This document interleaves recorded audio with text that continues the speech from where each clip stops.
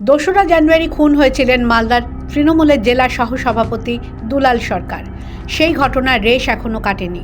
2 সপ্তাহের মধ্যে ফের গুলি চলল মালদায়। এবার কালিয়াচক 1 ব্লকের নওদা যদুপুর গ্রাম পঞ্চায়েত এলাকায় সরকারি রাস্তার উদ্বোধনে গিয়ে গুলিবিদ্ধ হলেন 2 তৃণমূল নেতা। গুলিতে প্রাণ হারিয়েছেন আরও 1 তৃণমূল কর্মী। মঙ্গলবার সকালে এই ঘটনার পরে ফের সামনে এলো তৃণমূলের গোষ্ঠীদ্বন্দ্ব। মালদার তৃণমূল বিধায়ক স্বয়ং এই অভিযোগ আনলেন। তৃণমূলের যে গ্রুপটা without knowledge or consent of the block president existing, ওরা একটা লোকের ইনস্ট্যান্স ওরা তৃণমূলে জয়েন করেছে recently, even in my absence. তারা এই ঘটনাটা ঘটিয়েছে, আমি শুনতে পেলাম ঘন্টাখানেক আগে।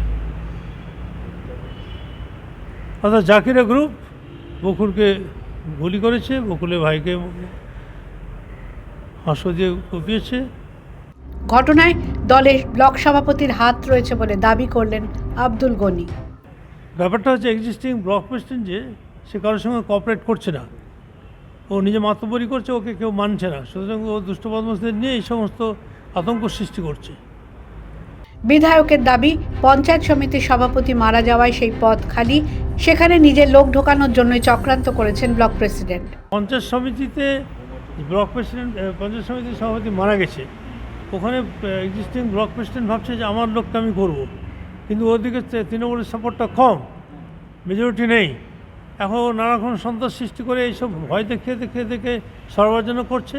জেলা প্রেসিডেন্টকে আমি 3 দিন আগে বলেছি যে ওরা এই সমস্ত করছে, ওদের মেজরিটি নেই তো ওরা ডিস্টার্ব করছে।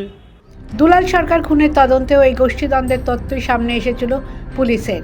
এই ঘটনায় ইতিমধ্যেই গ্রেফতার করা হয়েছে মালদা টাউন তৃণমূলের সভাপতি নরেন্দ্রনাথ তিওয়ারিকে।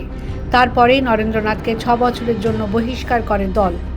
মঙ্গলবারের ঘটনায় আহতরাও তৃণমূলের স্থানীয় নেতা জাকির শেখের বিরুদ্ধে অভিযোগের আঙুল তুলেছেন। তারা জানিয়েছেন, জাকিরের নেতৃত্বে দুষ্কৃতীরা হাসুয়া, লাঠি ও আগ্নেয়াস্ত্র নিয়ে চড়াও হয়েছিল। জখম তৃণমূল নেতা এসার উদ্দিন জানান, যারা তাদের লক্ষ্য করে গুলি চালিয়েছে সবাই তৃণমূলেরই। সম্প্রতি কংগ্রেস থেকে তাদের দলে যোগ দিয়েছিল। স্থানীয় এক বাসিন্দা জানান, রাস্তা আর ড্রেনের কাজের টেন্ডার নিয়ে একজন পঞ্চায়েত সদস্যের সঙ্গে ঝামেলা হয়েছিল। তার জেরে বিপক্ষ গোষ্ঠী গুলি চালিয়েছে। বকুল আর এসার উদ্দিনের মাথায় গুলি লাগে। The wall bureau.